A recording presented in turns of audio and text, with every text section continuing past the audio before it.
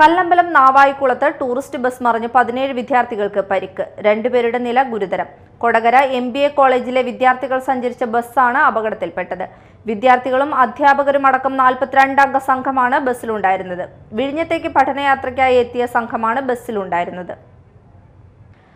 Kodakara MBA കോളേജിലെ വിദ്യാർത്ഥികൾ പഠനയാത്ര പോയ ടൂറിസ്റ്റ് ബസ് അപകടത്തിൽപ്പെട്ടു. 17 പേർക്ക് പരിക്ക്. കല്ലമ്പലം നാവായിക്കുളത്തായിരുന്നു അപകടം.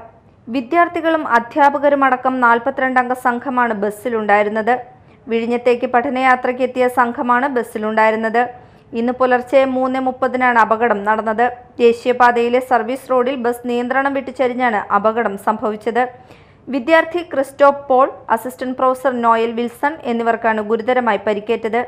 ഇവരെ പാരിപ്പള്ളി മെഡിക്കൽ കോളേജിൽ നിന്നും കൊല്ലത്തെ സ്വകാര്യ ആശുപത്രിയിലേക്ക് മാറ്റി.